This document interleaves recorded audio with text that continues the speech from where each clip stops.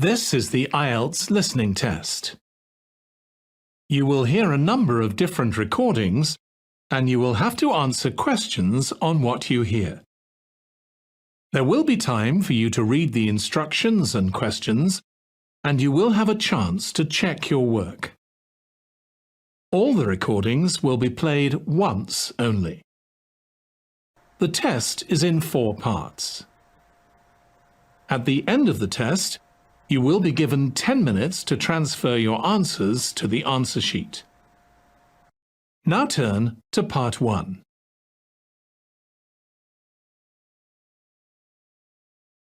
Part 1.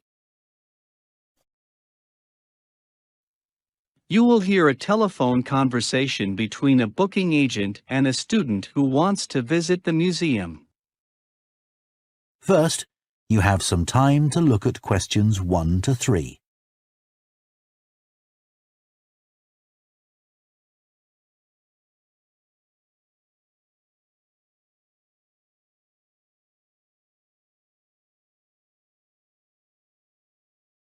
Now listen carefully and answer questions 1 to 3.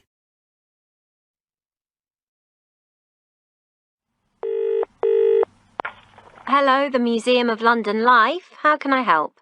Oh, hi. I was wondering if you could send me some information. I've been looking on your website and can't seem to find what I need to know. Certainly, sir. Can I take your name, first of all?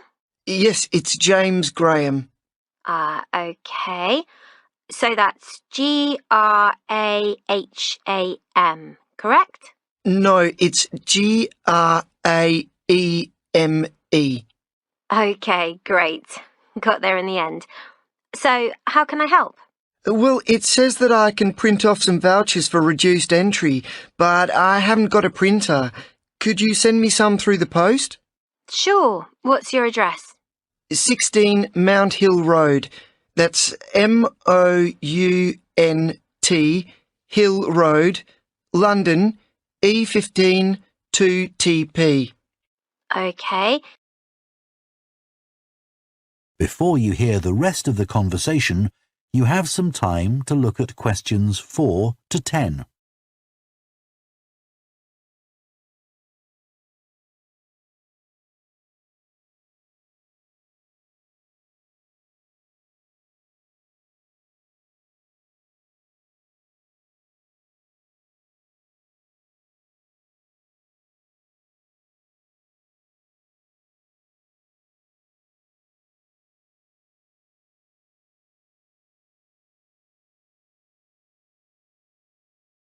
Now listen and answer questions 4 to 10.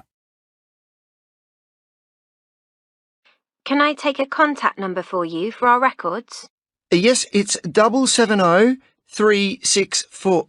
Sorry, I mean 770-464. Okay, great. I'll get some vouchers sent out to you. Thanks. Could you just clarify what the discount structure is? Of course. So, for groups of 4 or more, there's a 10% discount applied. If you manage to get together a larger gang of people, 10 or more to be precise, then that figure goes up to 15%. Oh, and what about students like me? Anything extra? Yes, all students get that same 15% discount automatically.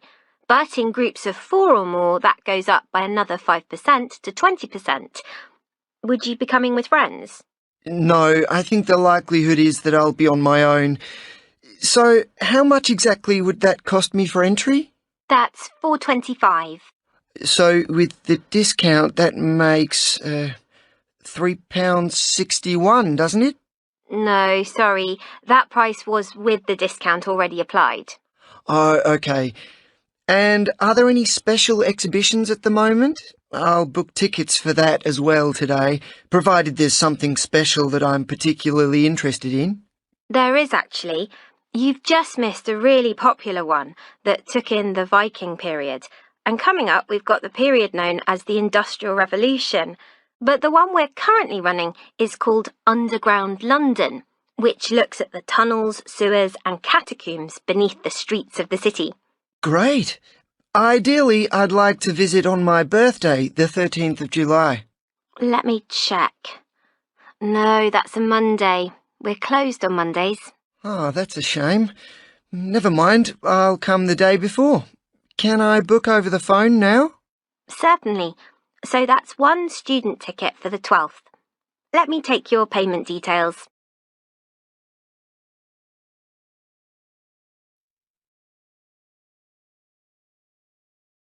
That is the end of Part 1. You now have 1 minute to check your answers to Part 1.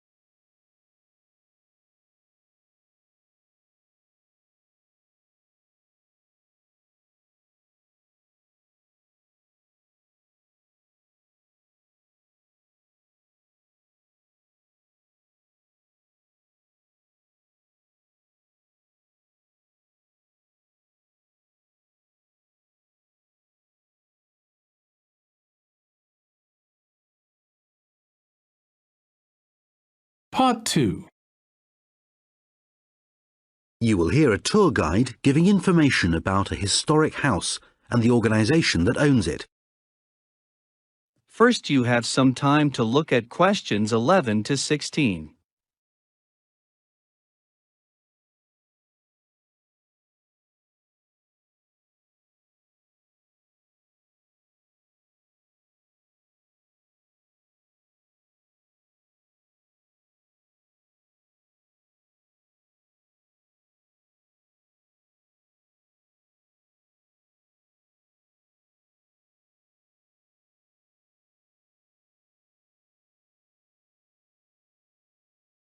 Now listen carefully and answer questions 11 to 16. As you know, Holloway Estate is one of the few surviving estates in this area that still retains many of the farming features of the past. Let me quickly explain where you can find some of the key attractions. If you take a look on your map, we are now standing at the foot of the steps to the manor house. Can everyone see it marked with an arrow? Don't forget, this is our meeting point for when we leave. So, directly behind us is the fountain. From here, heading left, the path takes you to a gate which leads into the famous Holloway orchards, where for hundreds of years the estate has been growing its highly prized apples, cherries and plums. Incidentally, if you fancy trying them, a range of delicious Holloway jams and preserves are available in the gift shop. Speaking of which, the gift shop is to the right of the main house. If you go through the gate, the left-hand path takes you to the apiary, that's to say, the beehives, where Holloway honey has been collected for more than 250 years. And yes, before anyone asks, you can also buy Holloway honey. If you take the right-hand path, you will come to some old farmers' cottages, which have been renovated and are rented out as holiday cottages. Please feel free to admire them from the outside, but as there may be guests staying in them right now, please respect their privacy. From the back of the main house, crossing the car park, and just before you get to the cattle fields, you will find a row of 3 buildings. The middle one is the old dairy. The dairy is actually working, producing butter and cheeses using traditional methods. Next to that, on the left, are the former cattle sheds, where the livestock was kept. Nowadays it's used as a museum, so those of you who are keen to explore Holloway's farming past should pay it a visit. The building furthest from the manor house is the old ice house, which is no longer in use and is due to be restored, hopefully next year. Last but not least, you may have noticed on the way in that on either side of the main gates are 2 small houses. This is a traditional feature of country houses of the period. On the right-hand side, as you enter the estate, is what was known as the gatekeeper's lodge. This has now become the estate office, and the estate manager runs the estate from there. OK, I think that just about covers everything. Before you hear the rest of the recording, you have some time to look at questions 17 to 20.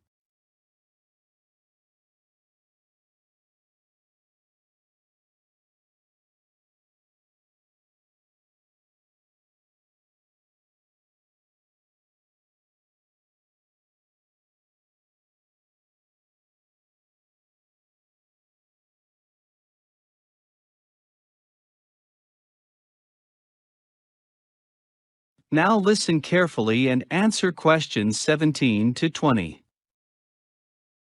OK, everyone, before we begin the tour of the Manor House, I'd like to take a few minutes to tell you about the organisation that now owns the estate, and for which I work, the National Trust. The National Trust is the largest membership organisation in the UK, with 4.24 million members. Our annual revenue is £494 million. At the present time, we have 5,899 paid members of staff and an additional 62,000 volunteers. That's an approximate number because new volunteers are joining us all the time. The Trust owns about 350 heritage properties. Many of these are large country houses that the owners donated to us because they could no longer afford to maintain them. The Trust also owns gardens and industrial monuments. The Trust's sources of income include membership subscriptions, entrance fees, donations, and revenue from the gift shops and restaurants within our properties, with much of the money raised being invested back in the preservation of the properties themselves. And, of course, this is the principal purpose of the National Trust, the conservation and protection of historical places and spaces, with a view to making them available to the public. As well as owning stately homes and houses associated with famous people, the National Trust has gradually extended its collection of art, and it also owns valuable books, clothing, furniture, ceramics, and all kinds of unusual objects. Now, if you would like to join the National Trust, I have the forms here, or you can visit our website and join online. You'll get unlimited access to hundreds of wonderful days out across the country. Lifetime membership costs £1,555, but most members join for a year at a time. Individual membership is currently £64 annually, but it's cheaper to join with your partner or another family member, as it'll be £108 for two people living at the same address. For a family of 4, 2 adults and 2 children, a year's membership costs £114. It's a great gift for a birthday or other special event. There are lots of benefits to being a member. As well as free parking at all our locations, you receive a National Trust handbook full of information to help you plan your visits. And if you pay by direct debit, you'll receive a free pair of binoculars. Oh, I almost forgot. All members receive a free copy of the National Trust magazine, sent to you by post 3 times a year.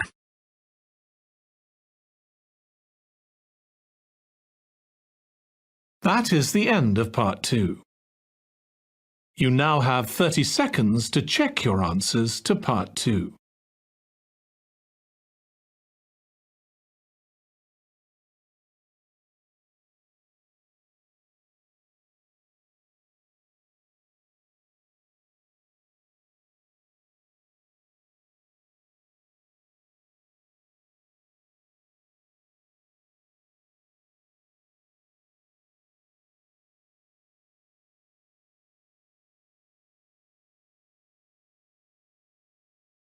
Part 3.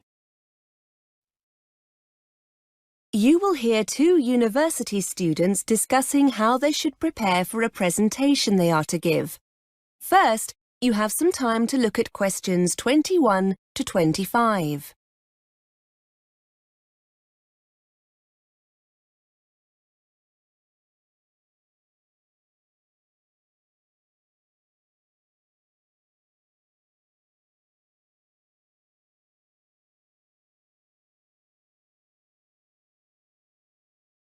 Now listen and answer questions 21 to 25. Hi, Kelly. How are you?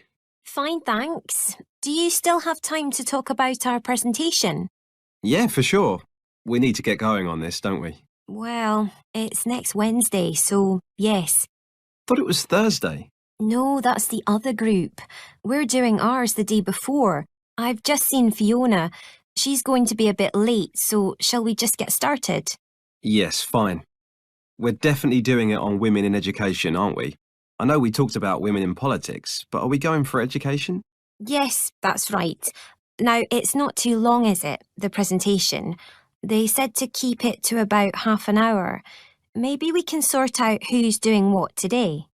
Yes, good idea. One thing we do need to sort out is a projector and laptop. We're going to use PowerPoint or something like that for the talk, aren't we? Yes, they said we could book a projector and laptop from technical services if we needed them, because it's not in the lecture theatre, is it? I know there's already one set up in there, but... No, the lecture theatre was booked. We're in the seminar room. Before you hear more of the conversation, you have some time to look at questions 26 to 30.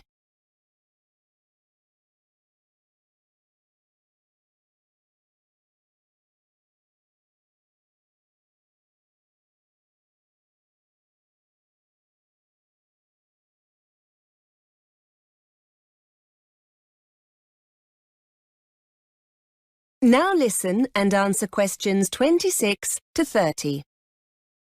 OK, so what's the next step? We need to work out who's doing what, don't we?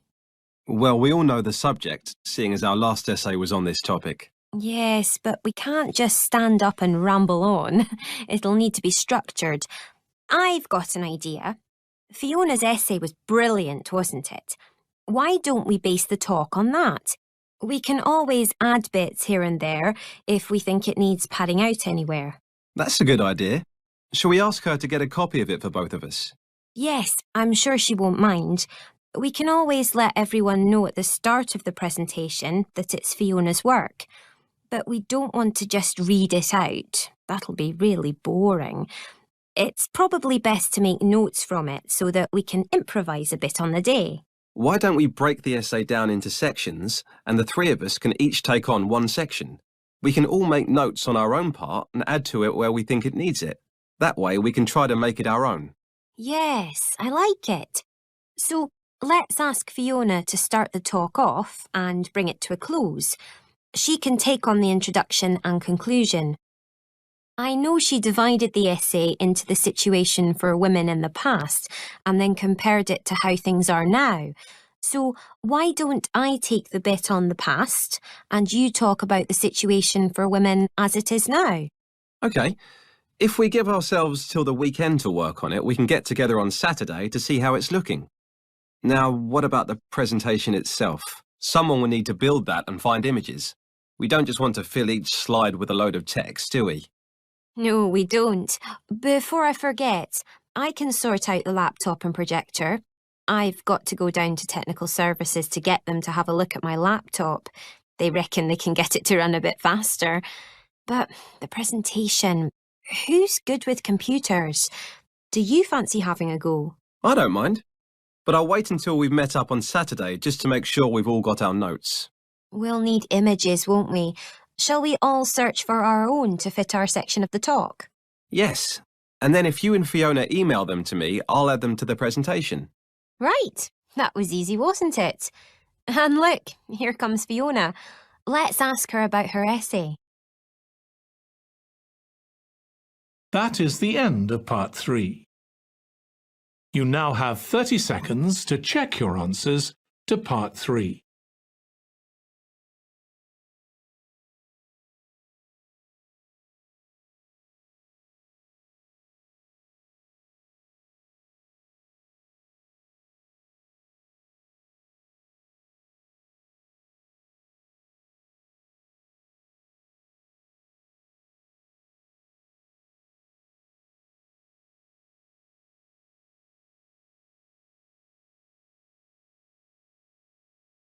Part 4. You will hear someone giving a talk about writing for a newspaper and the printing process. First, you have some time to look at questions 31 to 40.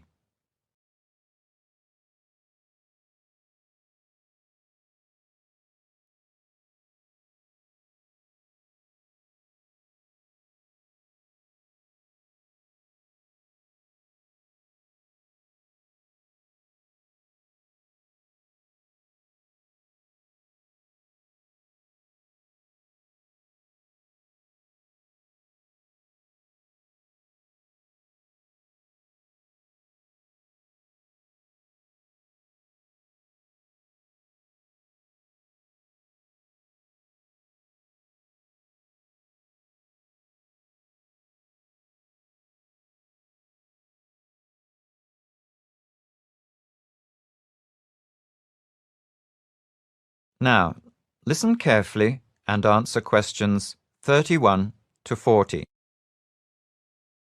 Good afternoon, everyone. So today's talk is divided into two parts. In the first part, I'm going to try to explain the decision-making process behind choosing what stories to publish in a newspaper. Later, in the second part of my talk, I will explain the process of producing a print newspaper. So, first of all, I'd like to consider the question, what is news? It's a question I get asked all the time. Well, to put it in very simple terms, it is anything new. However, that definition is extremely vague and open to interpretation. In other words, it doesn't really help a newspaper editor decide what stories to include.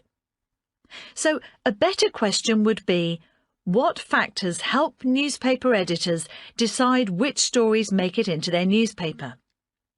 Well, of course, it's a slightly different process for TV news programmes because TV editors have to be more selective about what to include.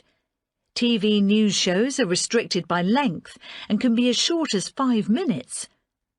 Newspapers don't have these restrictions. But even with print or online newspapers, there are many more stories vying for attention than those that actually appear in the final edition. Returning to the question then, what makes a news story newsworthy? What is it that grabs the attention and makes you want to interact with the story? Basically, it is anything with personal relevance for the reader. This presents us with two more questions. How do we, as newspaper editors, decide what is relevant and what is not? And what is it that makes a story personal? The answer is that it very much depends on your audience, and a good newspaper editor chooses stories based on their relevance and personal interest to their audience. He or she needs to know what sells their newspaper because, at the end of the day, if our newspapers don't sell, we don't have a job. A successful editor doesn't just think about their audience. They also need to keep an eye on the competition, and this is the final factor I want to address in this part of my talk. To clarify, the competition is other newspapers or news channels. If a story is getting a lot of attention and coverage elsewhere, then as an editor, you need to find a way to include it in your newspaper.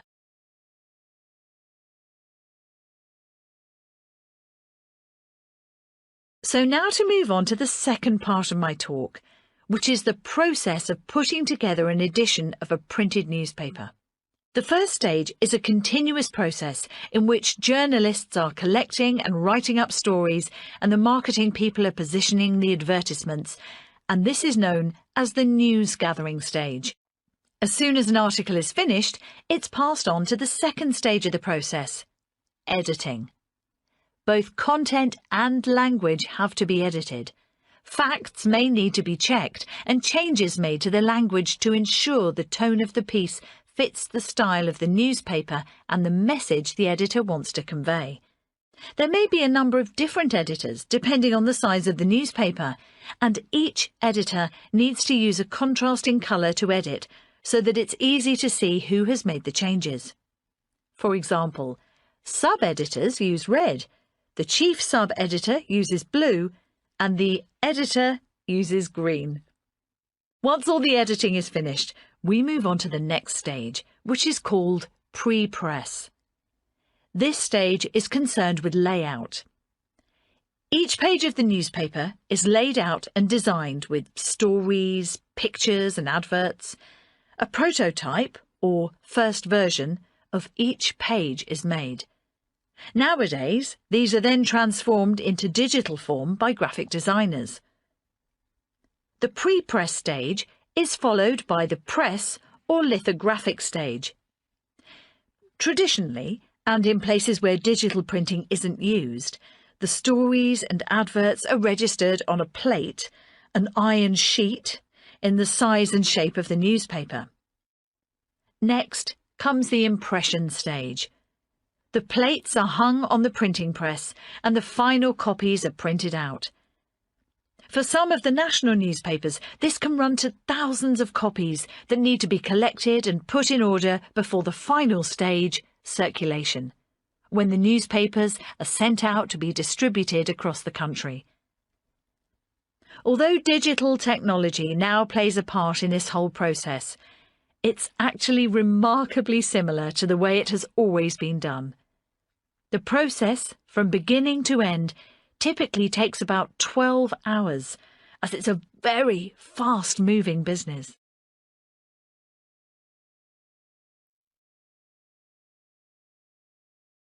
That is the end of Part 4. You now have 1 minute to check your answers to Part 4. That is the end of the listening test. In the IELTS test, you would now have 10 minutes to transfer your answers to the answer sheet.